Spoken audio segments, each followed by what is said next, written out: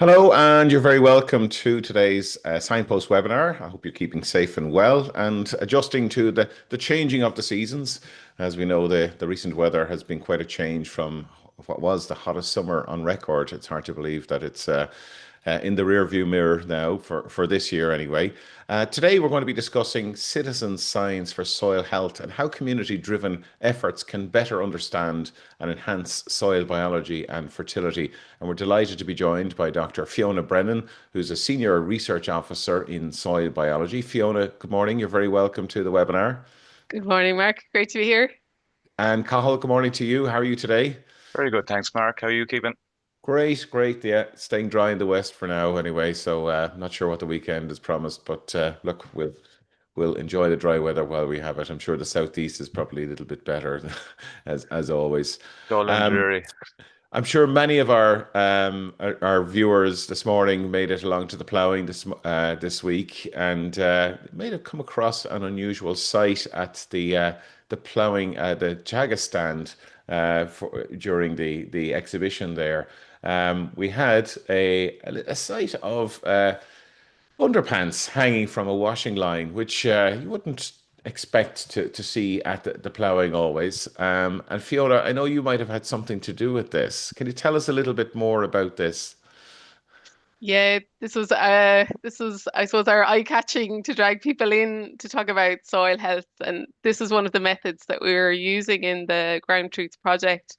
So we had really great engagement, and people came over to have a look at the line and talk about what the different results were of different areas that we planted underwear in, and we could very strongly see the effect of, for example, compaction. So it was really great to have this discussion with people as they came back, and lots of people said they go home and try it themselves in their farm or the garden. So look forward to hearing how they get on. Brilliant. Yeah, no, it was certainly innovative, and there was a lot of huge crowds at the Teagasc stand discussing that and many other areas. So we hope people enjoyed the exhibit this year. Fiona, you're based in Johnstown Castle. Can you tell us a little bit about the work that you're doing there? Yeah, I'm based in Johnson Castle in the Environmental Research Centre. So our focus in my group is about soil biology, soil health, but then also our colleagues are working on water quality, biodiversity, greenhouse gas emissions, nutrient cycling. So um, I suppose we're very much focused on how we integrate the environment with agricultural production. And of course, we're very, I suppose we've always looked at the chemical status of soil and maybe not always given the due attention to the biological aspects. I know that's something you're going to be talking to us today about. How important is that part of the soil that we tend to sometimes overlook? Yeah, I suppose we sometimes describe it as the three-legged stool, the chemistry, biology, and physics all really important, and you can't the stool won't stand without all three. Um, Biology we probably know the least about just because the methods weren't there in the past. That's changed really now. And physics is also quite important. So a lot of the effort has been on the chemical health and fertility, which is all extremely important in terms of managing nutrients on a farm. But equally important is the physics, the structure, and the biology, which is really the engine of those soils and the engine of their function. So it's really fantastic to see I suppose, a broader understanding come into soil health and a broader focus on those aspects that might have been neglected in the past. Great, great. I know you're going to show us a few tips on maybe how we can all do that better. So I ask you, Fiona, if you could share your slides with us, and Cathal, you're going to be managing questions later on. Yeah, just to remind everybody, Mark, to get the questions into the Q&A tab. As Fiona said, soils can be quite complex, so you have a specialist here now to answer the questions, so make sure to use Fiona when she's here.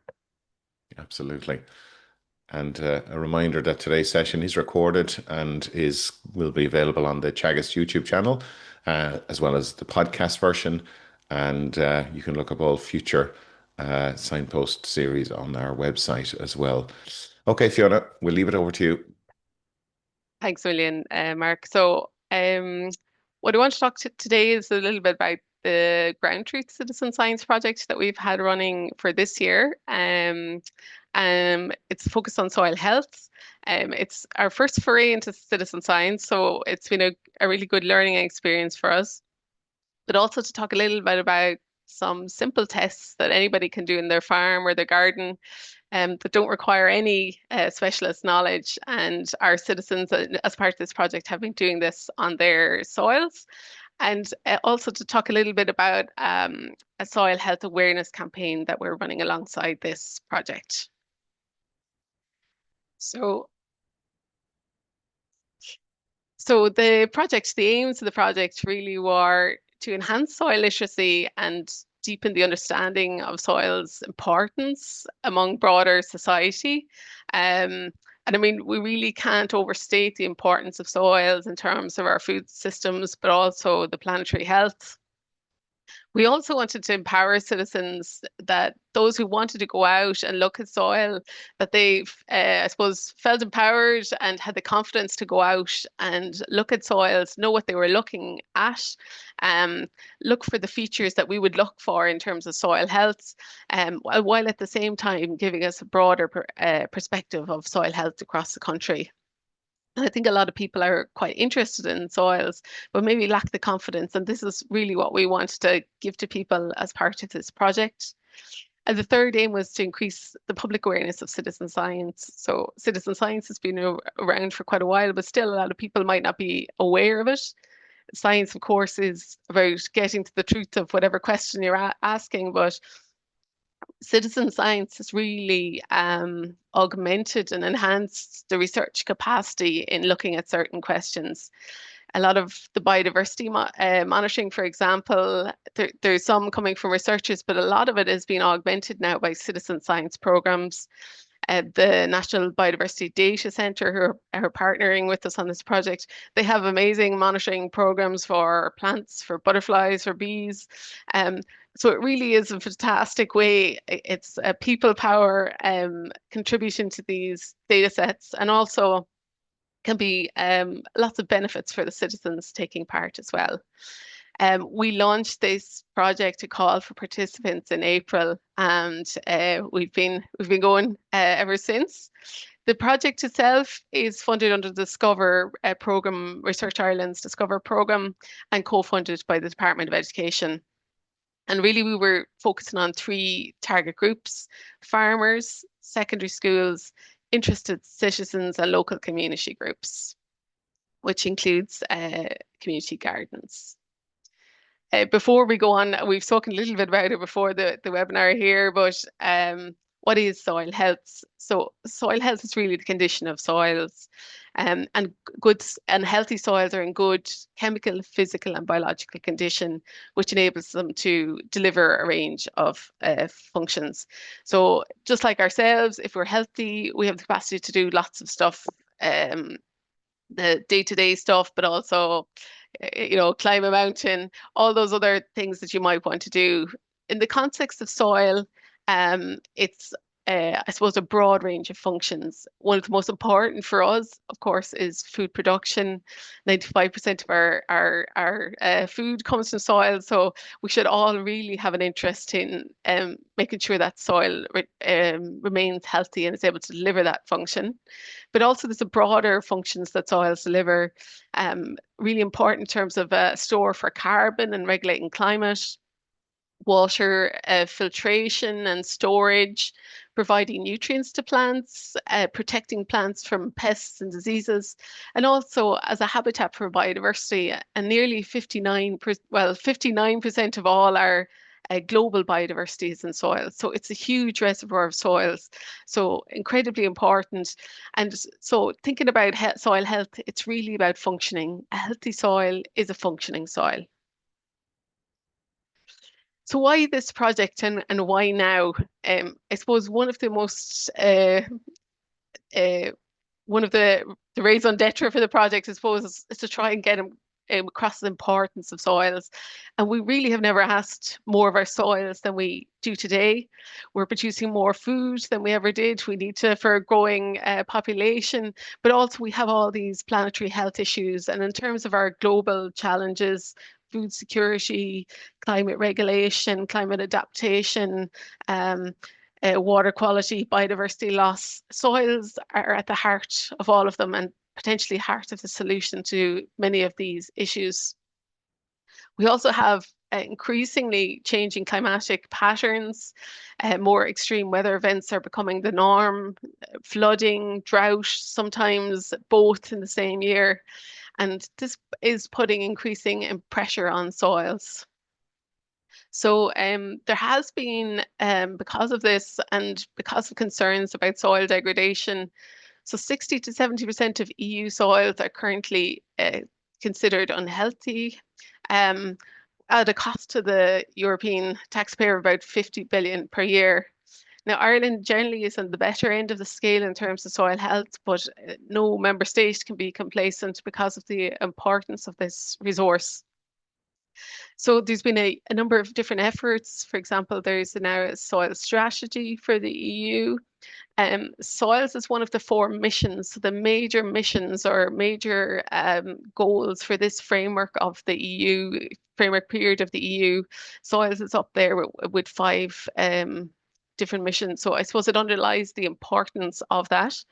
And as part of that, there has been, I suppose, advanced discussions about a proposed development of a monitoring law as part of that strategy. So there's a lot of efforts at the moment in terms of, I suppose, how to integrate soils into policy, how we manage our soils, and indeed what indicators we should look at to evaluate soils. So as part of the strategies, what was laid out in the aims for that strategy was that all member states would demonstrate significant improvements towards agreed thresholds of soil health indicators. And also in it was training, education, communication, and citizen engagement are to be embedded into all activities. So this is another reason why we determined to do this citizen science project. There's also been a decrease, I think, in broader society of soils literacy. Less people may be growing their own food themselves. And even through the education system, I think soils education got somewhat compressed as other modules and other subjects became available. So people's general background knowledge of soils is probably lower than it was. But that is beginning to change, and I think people are beginning to think more about soils. And there are some new modules, for example, in the secondary schools now that incorporate some soils. We've also seen increased demand for practical tools among managers of soils, farmers who'd like to go out and look at their own soils, or gardeners, and make an assessment. So again, this was something we felt we could deliver a little bit in this project. And just in terms of the importance, so we've talked about farmers, but also advisors. This is an interesting survey done by Donald Brennan as part of his master's, where he surveyed 178 advisors. There'll be a mix of Teagasc advisors and also private advisors. And 99% thought soil health was important, which was good to see. And over half had queries from farmers, but greater than 40% rated their knowledge of soils as poor or moderate. And greater than 80% felt that they could do with some additional training in soil health. So we felt with this project also to try and make some resources available for people, to make it easy for them if they wanted to have discussion groups on soils, that you know, the material was there and that they had some support in delivering that. We've also seen increased demand for education materials. As I mentioned, there's a couple of new subjects coming in around climate, and which soils would be part of. Also, transition year programs. The Leaving Cert Applied have an agriculture and horticulture module, and further the ag science. Those that are doing ag science for their projects, soil was actually is often considered a good one for doing ag science projects. So we are getting increased demand for educational materials. And that's something that we really wanted to deliver as part of this project, and to provide some resources for teachers who wanted to expand what they were doing in terms of soil in the classroom. Also timely was there's recently been an evaluation of soils education. This is a European project called LOIS that TU Dublin are the Irish partner on. And they have done an assessment of Irish education, soils education through all education levels in the Irish education system. And their finding was that we need to create more accessible engagement soil health education opportunities for the general public. They mentioned hand-on experiences linking to the ecological perspective, linking to, for example, climate, etc. And also the need for outdoor learning activities. So this is something that we used as a framework for developing what we did in this project.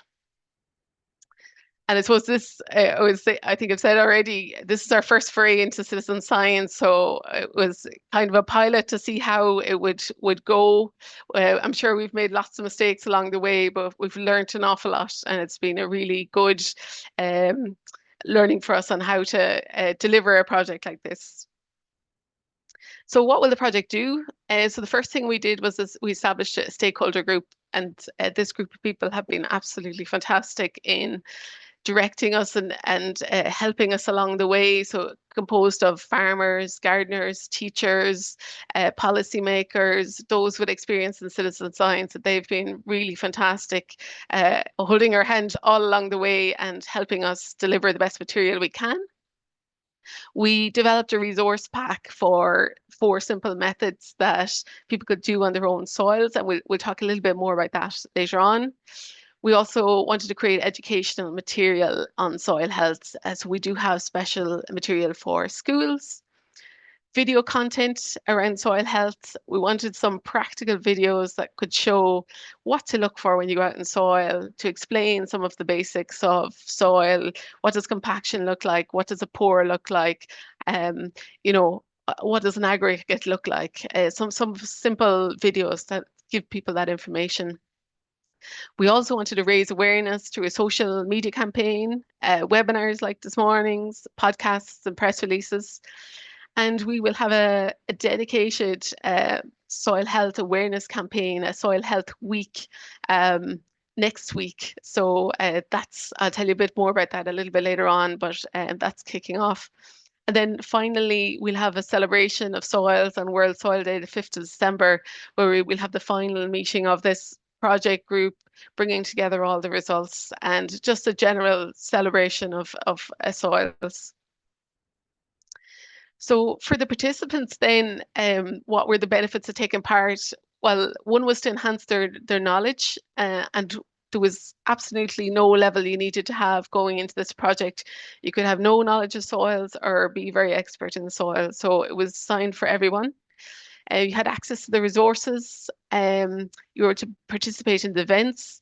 You got to meet other like-minded people, and we had real great fun meeting a lot of participants at the ploughing and other events recently. So that was absolutely brilliant. We have some small engagement prizes for each stakeholder category for getting involved in the project. We have lesson plans and exam questions for teachers. So again, additional teaching supports. The participants are also getting the opportunity to contribute to national monitoring. For example, some of the biodiversity data monitoring will be going towards the national national campaigns that are already there and led by the Biodiversity Data Centre. And also, importantly, we wanted this to be fun. The people have a bit of crack, and I do certainly seem to be having a bit of crack getting involved. So the project team ourselves was mainly Teagasc people, the core team, a mixture of soil and biodiversity researchers, our soil advisory, our expert in soils, Veronica Nyhan, and also some of our team are focused on the communication side. So Elena and Emer from the communication side of Vista Milk, the research centre that this is associated with. And we were ably helped by some fantastic interns, media interns that we had for the summer, and also a STEM intern, and they created a lot of the content for us. So in addition to this core team, we had great support from colleagues both in Teagasc and externally that have rowed in behind this campaign to help us out. So we launched in April, and we were really overwhelmed with the response. We had only anticipated taking in about 100 for this pilot project, but when we opened it, so many responses came in that we changed things around a little bit to see if we could increase the intake. So about 240 citizens have got packs, and these were selected based on representation across the different stakeholder groups, geographical spread. We particularly wanted to include people in the west of Ireland and the south of Ireland that might not get so much opportunities to engage with STEM programs. And then we designed it in such a way that any additional participants that were interested in joining, that they could also join. So everything is available on the web page, and also all the materials are either things you'd have at home yourself, or they're very cheap to pick up. So we really wanted to make it something that could be used into the future after Ground Truth has finished. The Biodiversity Data Centre also running a garden citizen science project, so they rolled out the Ground Truth methods throughout that, which was great. And some of our advisors have been rolling it out across their farmer discussion groups. So that's been working really well. There's a lot of competition now on the underwear degradation, but it's all good fun, and it's really bringing the conversation around soils. So what have we done so far? I'm just going to play a little video to give you a bit of an overview of so far what we've done.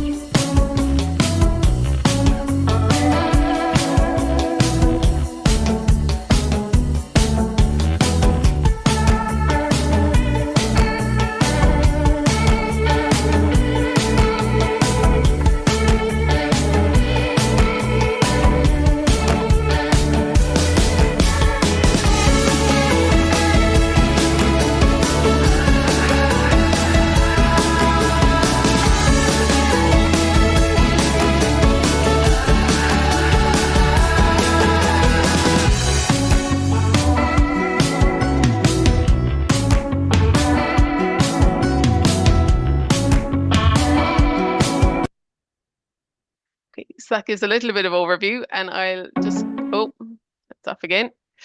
So some of the things we've been producing have been some videos. So there's a mixture of stakeholder videos and then more, I suppose, practical technical videos, if you like that, if you put it like that. So one of the things we really wanted to get across is the voice of our stakeholders, so our farmers, gardeners, and we've filmed some really, really nice videos. This is at the bottom here is Colin Flynn. He's a tillage farmer from Kildare. And so we filmed a bit about his journey, the journey on his farm and soil in terms of soil health. He has some fairly heavy soils. So he's been talking about his experience, what works on his farm, how they've had to experiment to find what's suitable for their farm, and more importantly, as he says himself, what doesn't work on their farm, and why soil health is important for him. So we've a number of those videos, one from airfields and another one to be filmed. And I think they're tell quite a nice story about soil health on a farm and how to manage soil health. We've also filmed a whole range of, I suppose, I call them technical videos, but they're just looking at different features of soil. We have Luis there. He's talking through, you know, compaction, what a tram line looks like, what you're looking for in terms of features of the soil when you go out to evaluate your soil health. We've also produced some animated videos, so soil chemistry videos, soil biology videos, which are, I suppose, trying to present in a simple way some of the concepts that people might struggle with in schools or in general, things like what's cation exchange capacity, what how aggregates form, what soil biology is there. So those are available, freely available on the Teagasc webpage for anybody who would find a use for them.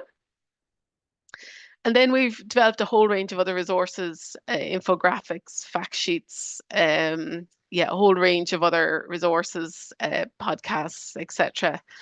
We're also putting together, just at the moment, we're putting together a Principles of Good Soil Management, a little booklet, a practical booklet for people who are interested in managing their soils, I suppose, in a more sustainable way. And that will also be available on the Teagasc website fairly soon.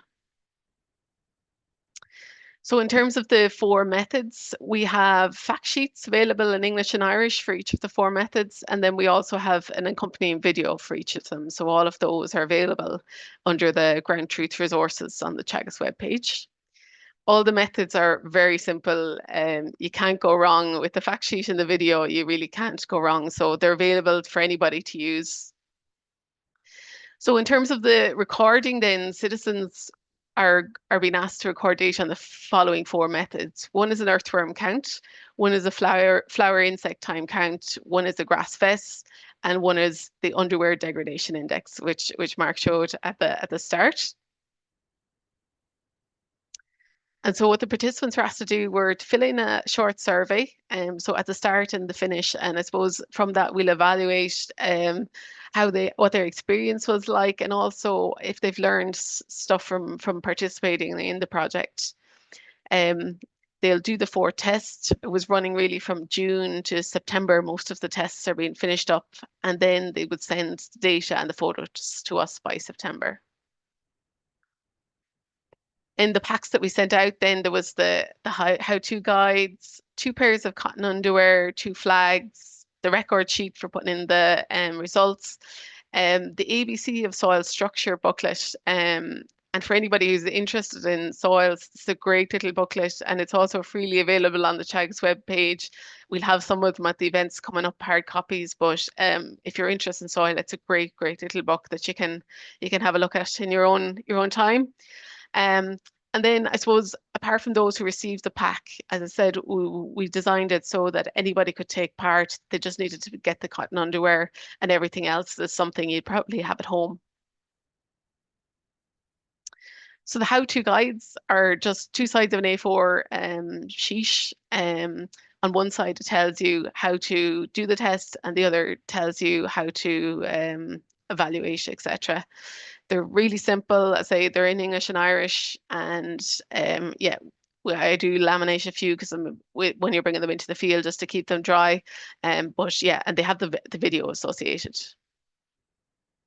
And then this is just a soil record sheet. So the FIT data was going to be returned directly to the Biodiversity Data Centre through the FIT app, and everything else will be returned to us. So our citizens are in the process of returning that to us at the moment, but very little information that we required, and it's only a couple of numbers to put into the page for the test results. So what will we do with the data?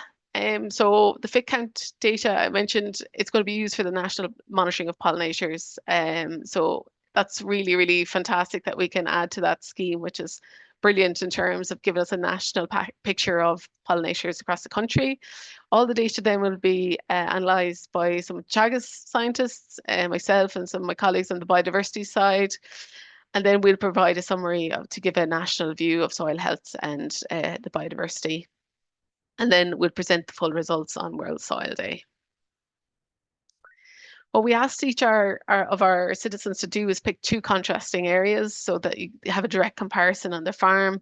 For example, one, if it's a farm, physical damage versus undamaged. This could be, around a cattle trough or around a gateway where you can see that there's poaching or there's machinery damage. You could compare headlands, which tend to get a lot more traffic, by the centre of a field, a silage field versus a grazing field.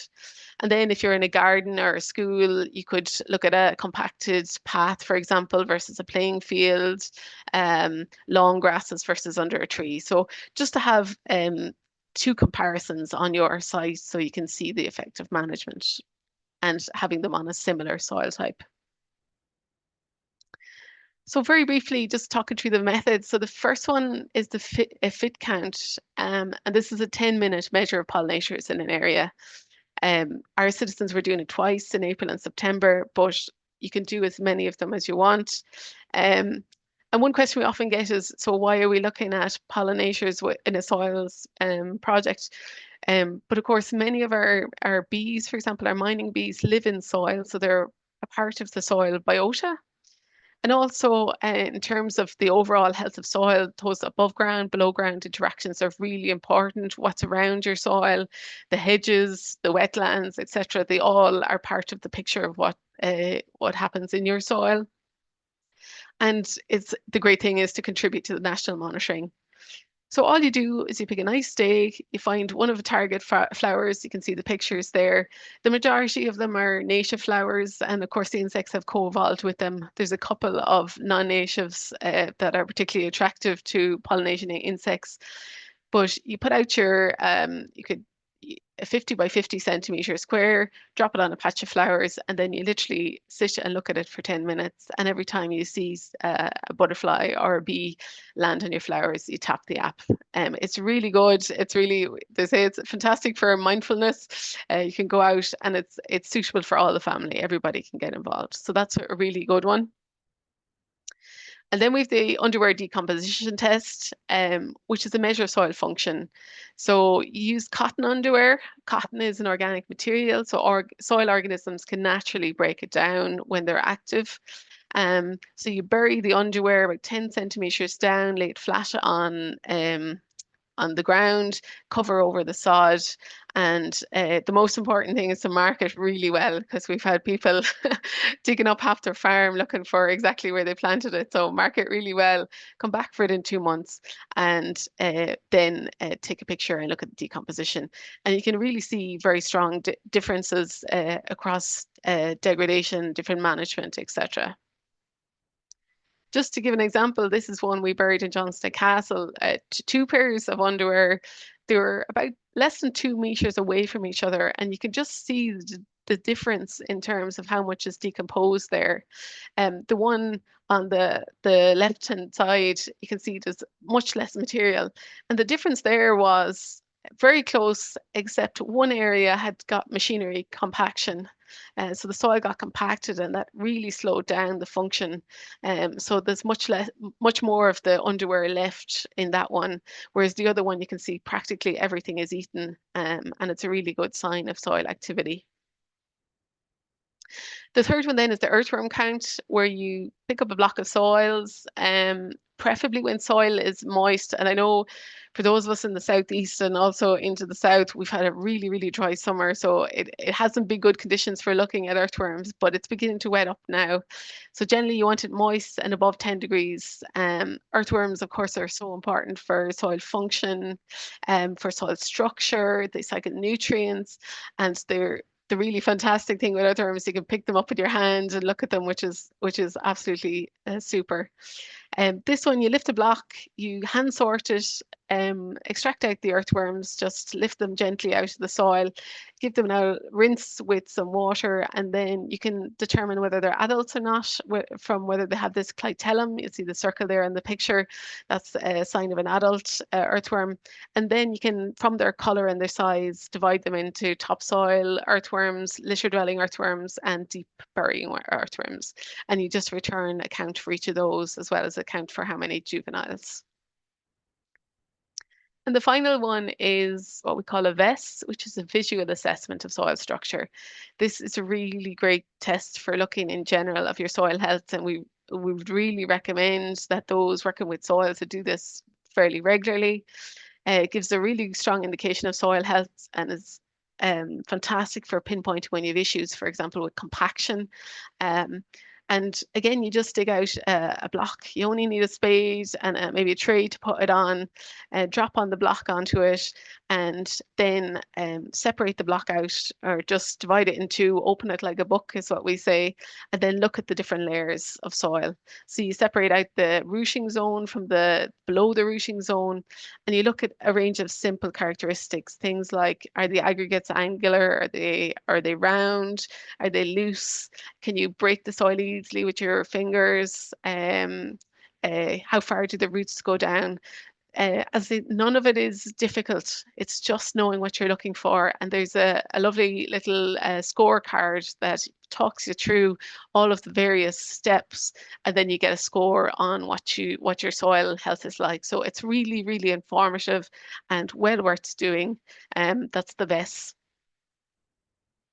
So, as a citizen science project, this project really belongs to citizens. So we wanted to get a few of those stories. So some have very kindly sent video. So I'm going to play a couple of those for you.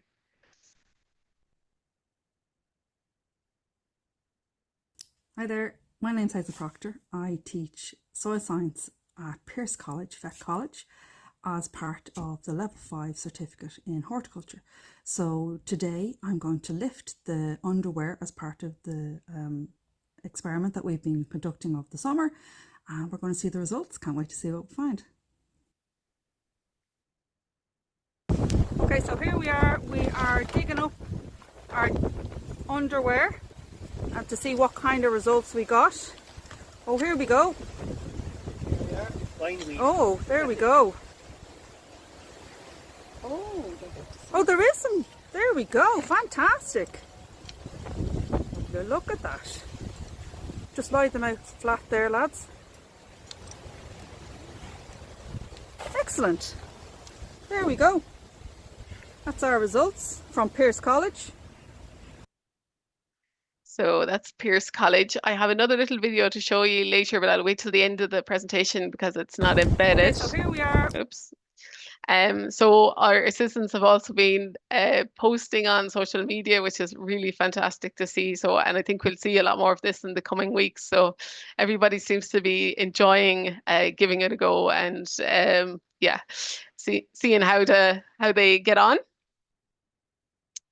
So we've also been doing a whole range of events across the country, a mixture of, I suppose, workshops, farm walks, being present at some of the events. We were at Airfield at the weekend, the ploughing during the week, and we were over at the Kylemore biodiversity summer school organised by Green Sod and Notre Dame University, and been going around to some of the farm walks. So we've really had a great opportunity to interact with people and talk to them about this project. And a lot of them have said they might go home and try some of them, which is a really positive for us anyway. And then we're about to launch into the Soil Health Week. So this is a national campaign, and really the aim here is to get the country talking about soils. So we want to be singing soils from the lampposts for this week. So starting on Monday, we have a whole range of events. So I hope you can get involved. So these are some of the events that have been, I say it started as a Soil Health Week, but it turned into a Soil Health Month. So we've had the Airfield one, the ploughing, and we have some podcasts. We have a farm walk in Longford on Tuesday. We have a farm walk in Laois on Thursday, farm walk in Wicklow on Friday. There's an event in the Botanic Gardens. There's an event in Curreen and Cork for schools. And there's also a soil health workshop in Wexford Library. So all in the week ahead. And just showing you a few more the posters. One event I might mention is we have a Ask the Expert Q&A, which has actually been chaired by Cathal. So if you have any soil questions, and there's no question too simple or too hard, just put in any questions you have. You can put them in advance, and we have a whole team of experts from different perspectives, so scientists, advisors. We've a farmer, Rob Coleman is joining us, so feel free to get involved in that, and that's on Monday at 7 o'clock, and it's free to register. So and finally, just if you have an interest in the project, please get involved. Please, if you're interested in soils, talk about soils in the week ahead. Let's get the country talking. And you can follow us at Soil Health Week, hashtag Soil Health Week, and hashtag Ground Truth. Or if you'd like to try out some of the DIY tests, I say all the materials on the webpage. So we'd love to see people using those. And so that's the end of the presentation. And what I'm going to try and do now is just flick over to that other video. And hopefully you can see that there. And this is one of our youngest citizens getting involved. This is Cormac. And Cormac did this project with his mammy, Emer, and his granddad. So this is their experience of digging up their underwear.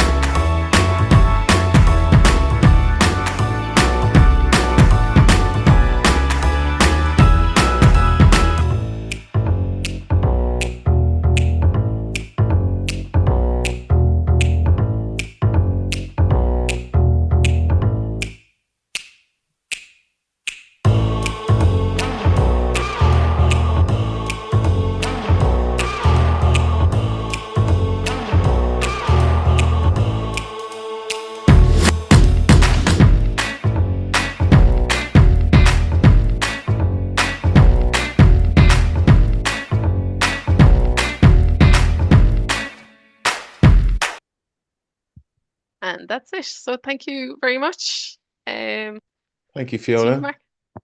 And who said science can't be fun? Sounds like a really interesting project and fantastic to see, great resources being produced from it as well that can be used by teachers and advisors and farmers and general population. I guess it's so well done. It's a great initiative and lots happening next week or over the course of the month. As you said, I've included a few of the links there to the different events within the chat there if people want to have a look for more resources.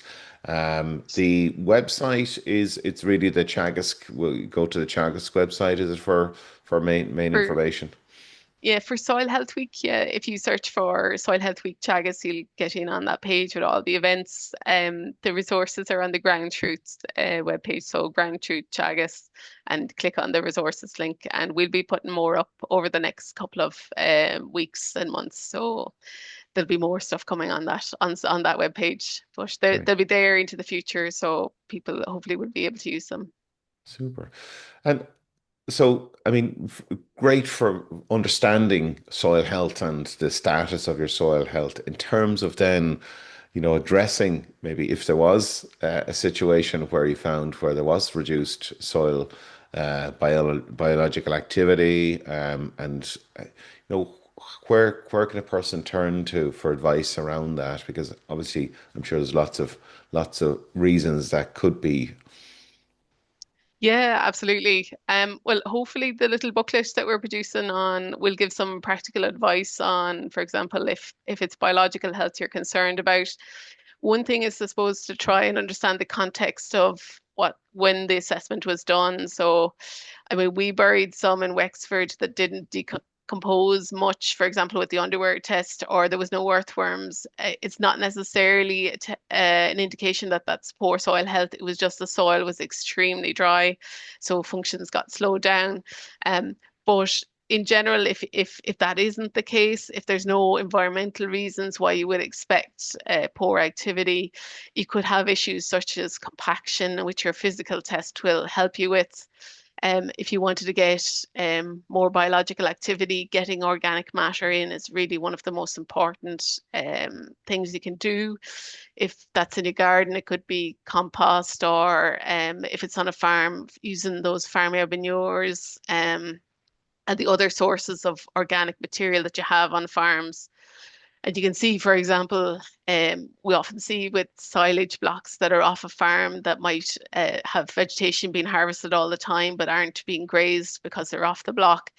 In those sorts of contexts, you can see a rundown of soil organic matter, and that can really impact soil biological activity. So in terms of nutrient management and making sure that those soils where you're taking off a harvest, that some material is being returned to those in the form of carbon.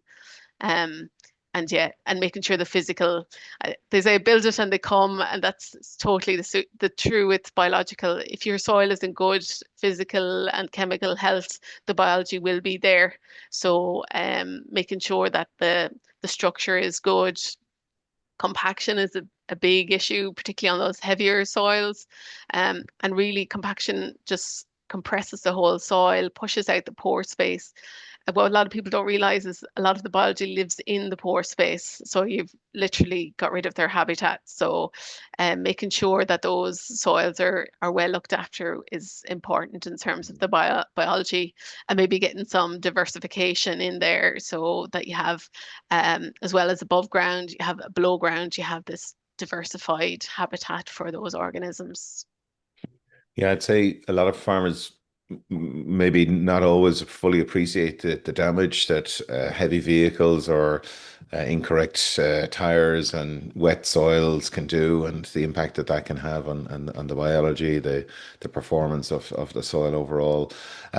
You mentioned World Soil Day in your presentation there. I see it's happening on the 5th of December, and there's some very interesting and elaborate resources available there on the FAO website. Could you tell us a little bit more about what's happening there? Many people probably didn't even know such a day existed. Yeah, so I'm not sure when World Soil Day started, but it's been running for years. And there was the International Year of Soil in 2015, but it's a one day every year, and there's a whole range of events all across the world, really, and to build the awareness on soils and provide opportunities for people to attend webinars or attend practical events, or just really take the day and celebrate soil. So it's a great day, and there's lots of events online and in person. So if you go to the FAO webpage, I think they have a map of all the events and where they are. Perfect. We'll have our own event probably in Portlaoise, so everybody is welcome to that. Great. Thanks, Fiona. Cathal, lots of really good questions coming through there. Yeah, loads of questions, Mark. Fiona, lots of comments. Really enjoyed your presentation. So it's gone down a treat with people. So really nice comments coming in there. Just come back to near the start of your presentation. I think you had a slide on the percentage of soils in Europe. I think it was 60, 70% that were unhealthy. What do you mean by unhealthy is the question. So they have some level of degradation. So they might be still functioning quite well, but compared to what their capacity could be at full, that they're considered less than ideal health. As I say, we're probably on the better side of things, Cathal, in Ireland because of our management systems and our climate, and that we have small field size. But we definitely see this in European projects, particularly in those drier countries like the Mediterranean, Spain. And they're having a lot of difficulties, very dry conditions. Soil organic matter is very, very low. We've had a case where we had a partner in Spain, and we were trying to get DNA from the soil, and we actually couldn't get any DNA from the soil, which is very unusual. So there really are experiencing very extreme weathers as well. So for those countries, yeah, they're seeing a lot of issues.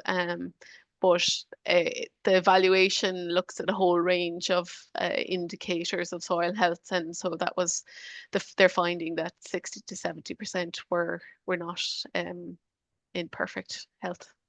I know we like to be a little bit different, but we really can't compare ourselves to a lot of European countries because of our climatic conditions, and I presume climate shapes our soil as well.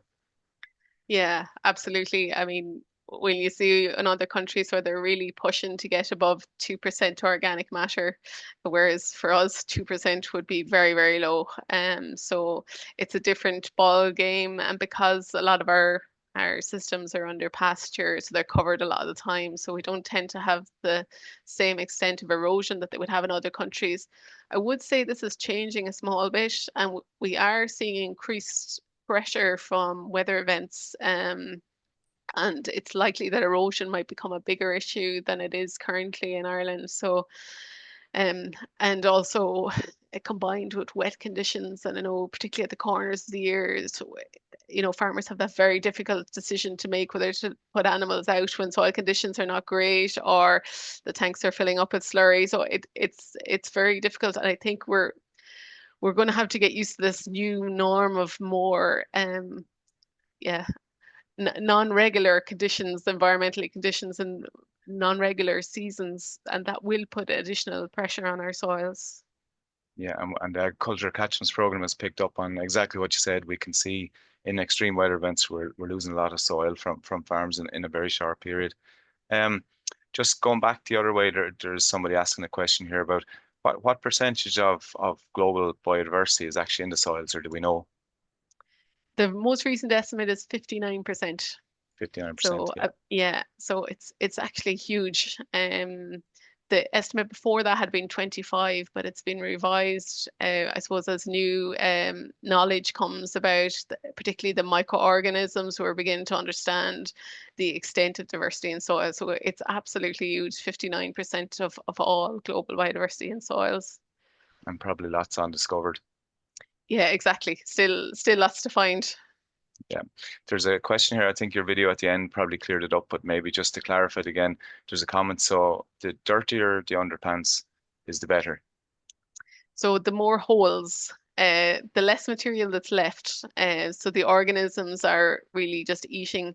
It starts probably with fungi and bacteria, will start the initial decomposition of the underwear, and then probably other organisms will get involved. So what you really want back is just the elastic band, and everything else should be gone if it's really active soil. So the dirt the color of it might be impacted by the texture of soil or the type of soil, and how dry it's been. But yeah, it's really the space that's left. Some slurry questions, Fiona, are on farm manure. Which is best or more effective, farm manure or slurry for building soil health? They're both beneficial. Um, we'd always say that farmyard manure is worth its weight in gold if you have any soil structural issues, particularly compaction, and targeting farmyard manure at those areas around the cattle troughs, or areas, gateways where that there's a lot of compaction, so long as it's not near a water course, of course. But it brings the earthworms up.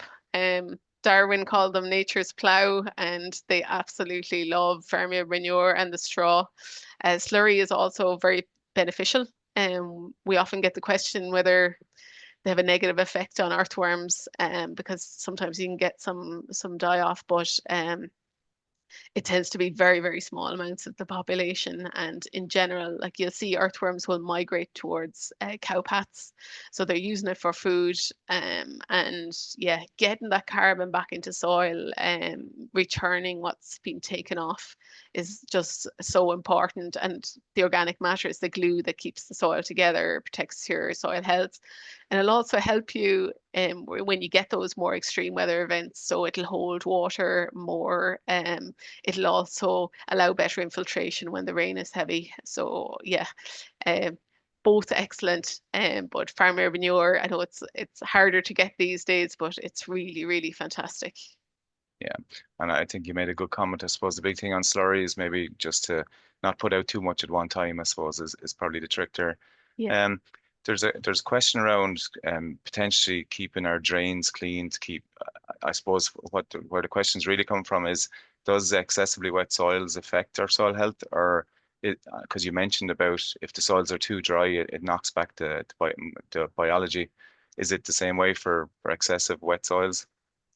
Yeah, usually when the soils become anaerobic, when they become saturated, the oxygen in the pores, the oxygen is replaced by water. So that will slow down biotic activity. It won't stop it. And a lot of organisms, particularly microorganisms, they're really adaptable. They can just switch their metabolism. This sometimes has some unintended consequences. So, for example, the process of denitrification, where nitrogen is lost to the air, that can increase under those types of conditions. Generally, most organisms, at least microorganisms, they have the capacity to be inundated for a while without a long-term damage to the system. And you have to remember as well, this is a continual process. You have your rain falls, and then you have your pores filling up with water, and then they're emptying out. So they're quite used to the change. But if you had a long period of saturation, you would see a reduction in the capacity to process. However, some soils are just naturally wet, and that's the natural state of them, and that's perfectly fine. It doesn't mean they're in bad health. It's just the nature of those particular soils. Yeah, and a couple of questions around the project, Fiona. There's a lot of people saying that they maybe missed it and they didn't get a chance to do it, and they'd love to do it again. Will it happen again, or what are the next steps? I suppose what will happen with the data? And at this stage, you're assessing soil health. Is there a follow-up after maybe, or is that too early to ask? So the current project is just running for one calendar year, so 2025. But I would say to those people, absolutely get involved. Go on the webpage, get the materials. All you need to buy is the cotton underwear and you might have some marker for putting them in. Everything else is available, and you're very welcome to contact us on the ground truth at Teagasc, if you have any questions at all. We're not sure if this will continue on. We've only the funding for the 1 year, so I think if we was to get bigger, we'd probably need a dedicated coordinator for the project, so it might turn into a bigger project. But for the moment, people can still get involved, and actually it's a great time to go out and do your earthworm counts and your vests. And you can still do your fit counts till the end of September. So absolutely, please do get involved. We'd absolutely love to see other people doing it. And there's a number of comments there as well that people are really engaged in what you're doing, and I think it's loud and clear what you're saying. You have to assess your soil health to see where it's at first and identify where the problem is. But inevitably, and you know this from discussion groups, it always comes back to tell me how to fix it. I know you always say it's all about the management of it, but when it goes wrong, people want to know how to fix it. And I suppose this leads into what's going to be on next week's Signpost webinar. So David Wall, my colleague, is going to talk about this. And I think with soils, it's really important to realize there's no one size fits all. There's no blueprint. You can't follow a book in terms of doing this and everything will be fine. How you need to be managing your soils might be completely different from your neighbor, or in two separate fields on your farm. If you have different soils, they have different capabilities, they have different vulnerabilities, and you need to nuance the management. And sometimes there's an element of experimentation. Yeah, it's trial and error. You try something, see does it work, and if it doesn't, you move on to try something else. But really, looking at the soils you have, we can't change characteristics of some of our soils. They're just naturally one way or another. They could be prone to drought, they could be very heavy, they could have a lot of clay content, or they could be very sandy. Those natural properties of soils, they I suppose win out all the time in terms of what the soils can do, but how you manage on top of that makes a big difference, and using management that's appropriate for the soils you have and the system you have. But it's a little bit of figuring out first, knowing what you have, and then trying what you can do to manage it. Brilliant. Fiona, we're just out of time, I'm afraid. Thank you so much for really, really interesting presentation. You've teed up David's talk next week very nicely. Best of luck with all of the activities happening next week, and a really exciting lineup there. We've shared the links there for people to click on there to find out what's happening there as part of Soil Health Week. And so look forward to hearing how everything goes. And I think there's a huge appetite there from talking to colleagues and even talking to people during the ploughing there around the whole soil health area. So I think the work that you've done there certainly is going to feed into something bigger and more sustained around the area. So we're going to, Cathal, thanks very much for helping out with the questions. We have Mary in the background helping with the technical side of things. Before we leave you, we just want to tell you about a brand new course that Teagasc is launching, has launched, is available to book now. It's a course in sustainable farming and the environment. It's a new level 6 course, and our colleague Mark Plunkett is directing that.